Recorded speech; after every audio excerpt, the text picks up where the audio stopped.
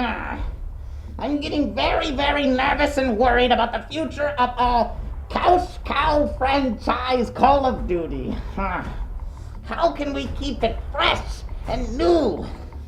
What are the kids into these days, huh? Show me something! What?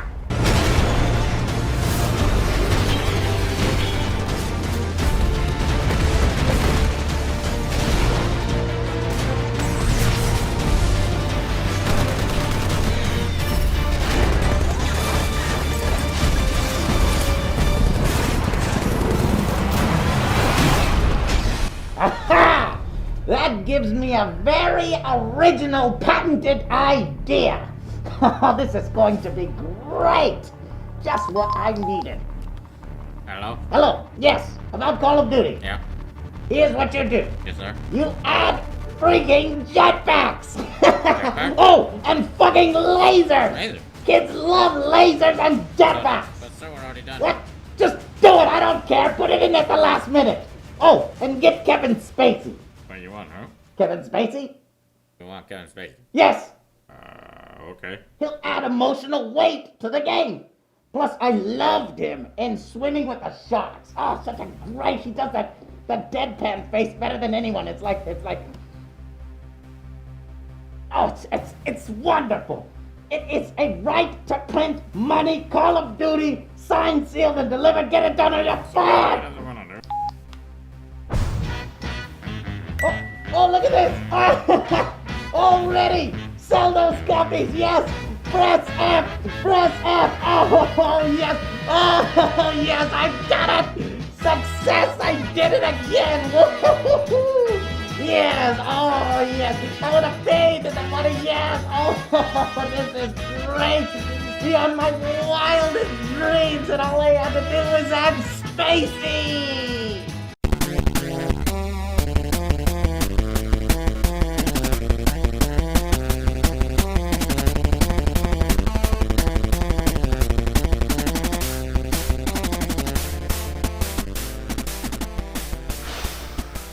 Alright, Call of Duty. Didn't think I'd be reviewing this. I'm gonna have trolls on one side saying that I suck at the game, so my opinion is invalid. I'm gonna have guys on the other side saying, why didn't you rip this game a new fucking asshole? It's the worst game ever. It is of the devil. I can tell you right now, the game is not terrible. And it kind of makes me scared to know what Ghosts was like, since most everyone agrees that this game is at least better than Ghosts. What a piece of crap that must have been. And that meant eliminating as many creative restrictions as possible so that our developers could create New dog models. an entirely new world, an entirely new narrative, an entirely new Dog model. Call of Duty set the gold standard. Oh, and if you were hoping that this was the time to jump back in with something fresh and new added, don't bother. It's painfully predictable and unfortunately more of the same. Only with sick jetpacks and fucking lasers! Excellent!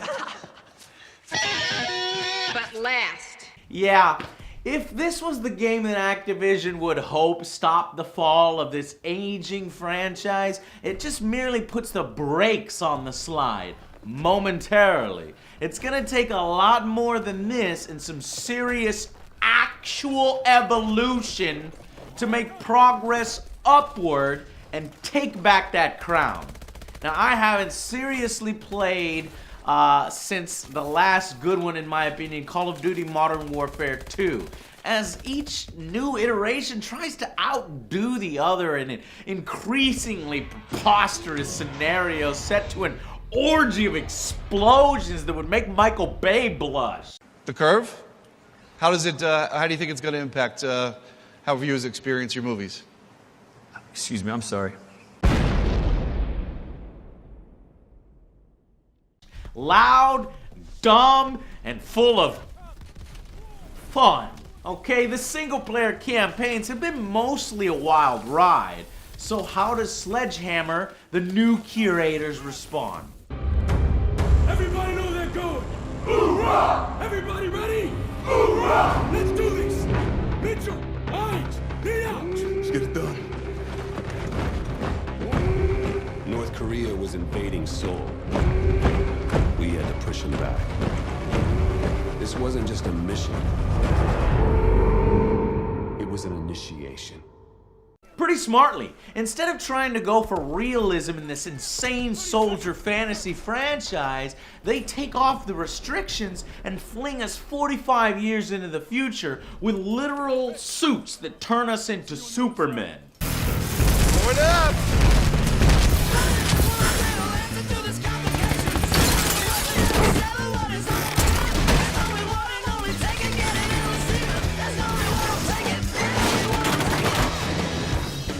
Outstanding use of the door. Now let's go! This immediately helps explain what you could do in a way that no Call of Duty really has. It fits. That was awesome. Okay, that is less awesome. Let's see what else this thing can do. Here you are Jack Mitchell, really good friend to Will Irons. Though you'd not really know that, as the opening seems like you just met for the first time. I had enlisted 6 months ago with my best friend, Will. Well, the old man was a leatherneck, so I didn't really have much of a choice. Yeah? I joined up because of the old man, too. More just to get away from him. I can't get much further away than this. North Korea has invaded South Korea and somehow has better technology. Bullshit! And inevitably, your friend will die for his country. Mitchell! We're out of time! You gotta jump, now! It's okay. I'll see you on the other side.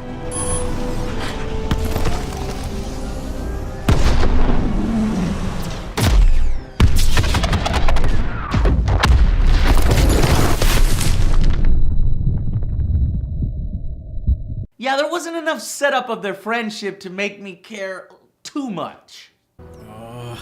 Getting kinda bored. Need some Call of Duty. Oh, let me blow something up. Oh yeah, that's a contextual button. Oh yeah. America, fuck yeah. In any case, it turns out he was important. He was the son of a famous CEO, Jonathan Irons, played by Kevin Spacey. At Atlas, we have prosthetics that are 20 years beyond anything the military could offer you. Will told me what kind of soldier you were. You deserve to fight for a military that's as effective as you are. Think about it. Who controls a massive private military corporation. This I like. And that sets into motion Irons selecting you to be in his crew. Kevin Spacey just fucking nails it here. And let's be honest, without Kevin, this Call of Duty would be run-of-the-mill generic fodder. You need my permission, my help, my acquiescence, or you don't have a story. Not really. He puts in a great performance. It's a shame that the rest of the campaign is so painfully cliche. I can't tell you how many lame one-liners are used over and over as if they're being original. And what sucks the most is what you think will happen at the start completely happens. You can see the plot points from a mile away. There's absolutely no clever or interesting twist, like perhaps Kevin Spacey's ride. Can a life in politics be far behind? Well, I like to get things done, so no. But look at what we've done in New Baghdad. 40 years ago, we pulled out of Iraq with that place in ruins and our tail between our legs. And now, it's a testament to what happens when you put efficiency before bureaucracy. Or they blur the lines between villain and hero. Nope! He just declares war on everybody at the UN after getting accepted to the UN. It's fucking stupid! Because politicians don't know how to solve problems. But I do. So let's be clear. I am here to solve the world's problems. And I believe the world's problems begin with you.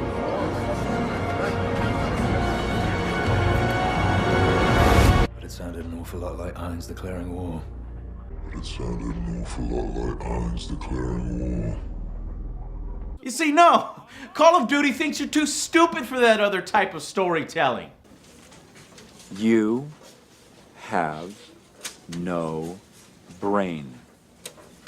It's the very same directed, very linear blockbuster movie just playing. Anytime something cool happens, it's a simple button press. Contextual. But there are things like a hover cycle escape, a boat escape, that can submerge for a second and avoid missiles and obstacles.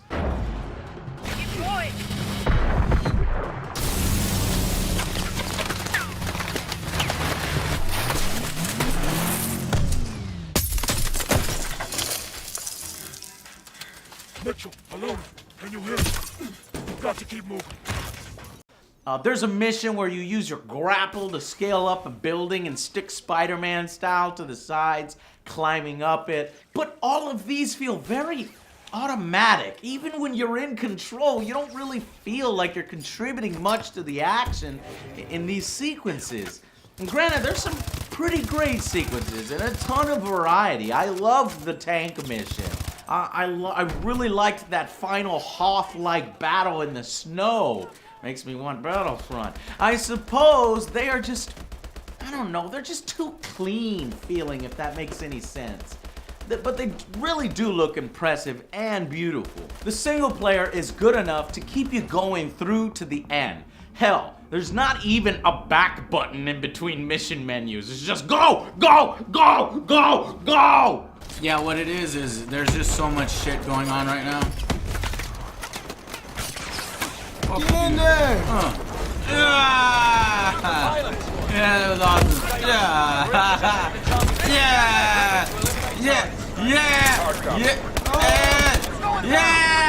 This is cool! Oh shit, I gotta get out of here! Ah, fuck! Where did it go? Oh, shit! Alright, that was pretty cool, and that was all in real time. You know, that wasn't a cutscene. That was... See how fun it is when it's not restrictive to a cutscene? I was also fooled into thinking that wearing this like exosuit makes you survive a bit longer in the game. Nope! The time to kill in the game is pretty much the same as all other Call of Duties, making the exosuits rather muted during the experience. At times, almost like they're not even there if you weren't jetpacking.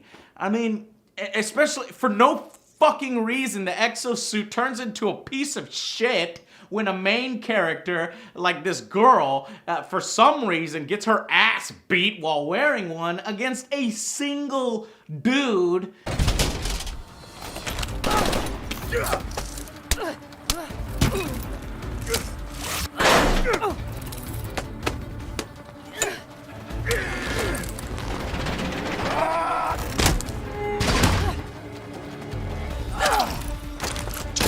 When they just, without an exosuit, when they just made a point of showing how it can take on 5 exoless dudes at once.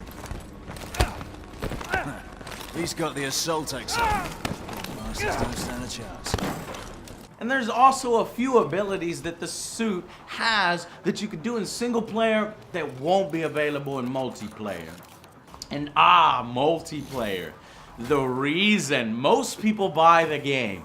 Though I used to buy it just for the story, I'm sure I'm in the minority because entire YouTube channels have been made successful through the just multiplayer match ownage videos. And I'm just still surprised that it's mostly 6v6 or the ground war that ups it to 8v8. Still doesn't seem next gen to me.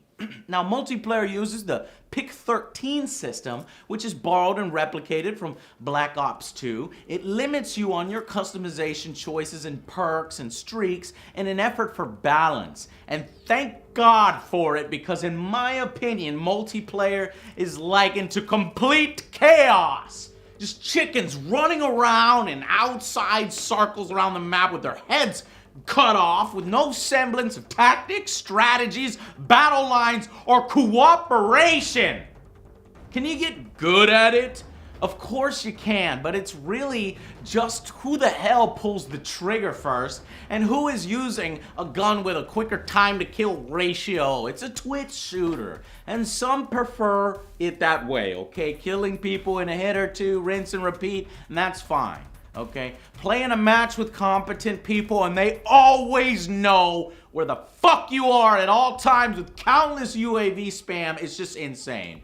This just isn't a military shooter for me anymore, okay? It's just a shooting gallery online. And that's part of the reason why I stopped playing. It leads to these unfair, quick deaths and overall lower kill-death ratios than you might expect. The game's map designs actively encourage this type of madman frantic style. Everyone is just trying to be their own little Rambos. And spawns make this worse. They're in this game, they're insane, and I think sometimes broken. On PC, they don't make any sense. Now, it's a little bit better in capture the flag modes, but it's clear that the most popular mode for Call of Duty is Team Deathmatch, without a doubt. We only got 5 of 12 people. This is gonna take forever, and this is one of the downsides. It's like we were saying, dude. Nobody wants to play the mode that requires a little bit of strategy. It's just everybody There's wants like to be a nobody badass. playing the PC version. There's like fucking nobody playing the PC version, and it's just look how many we're gonna sit here for fucking ever if we don't play Team Deathmatch, and it's such a. Well, that just shows that both on console and a PC, that's where Call of Duty is. Team Deathmatch. It's all it is. Team Deathmatch. Either that or it's just bad netcode, especially on PC. It's so bad that guns sometimes appear to do random damage, and knife and melee range is just like ridiculously close. And it's gonna result in a ton of frustrated misses. It just feels awkward when it should feel amazing to punch someone with that much power. Wipe that punch off your face and put this on. And why the fuck is a multi-billion-dollar franchising still using peer-to-peer systems like it was BitTorrent or fucking Napster? No, Joe, no. You see this shit? This is going to keep falling no matter what we do. Yes. No, do dedicated servers. At release, not later. Respect your fan base. And if you're worried about cost and want to take those dedicated servers offline for your next year copy and paste, that's cool. Switch back to the peer-to-peer system for that previous game. And everyone is happy. So, does Call of Duty still deserve all the fanfare for its 6 to 7 hour campaign that's heavily scripted, strictly linear, and painfully predictable? Just because they add jetpacks in multiplayer and single player? That's up to you to decide. For me at this point, the answer is no, it doesn't. And I know I'm gonna get a bunch of downvotes and a bunch of hate from the Call of Duty faithful, but it's mediocre, occasionally rising above that at times, but it should be so much more by now. It's Call of Duty, mostly the same warfare. I feel like giving this game a final verdict of Kevin Spacey out of 10. But since that isn't a real score on my scale, though it should be, the actual score will come out to 6 out of 10. If we were to break out the scores into single player and multiplayer, the single player storyline was polished, impressive at times, but very much, directed on rails, short, predictable. Kevin Spacey's performance holds it up, brings it to that next level, but take Kevin Spacey out and whoosh, yeah. So I'd say it's a 7 out of 10 max, and multiplayer comes in on the PC, 5 out of 10 on the PC, okay? Not consoles. It may be higher on those. Lack of dedicated servers, fewer guns, perks than ever before, and this just chaotic mess at times. It's 5 out of 10, average for me. I haven't really wanted to play it beyond a few days.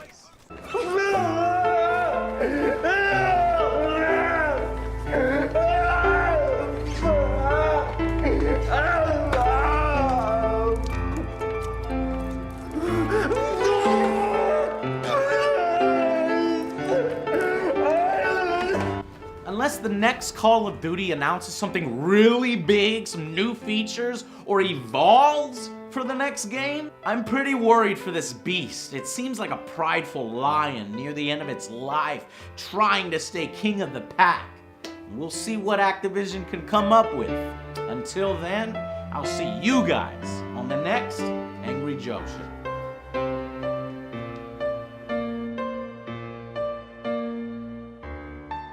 Hey, what are you doing? You have no brain.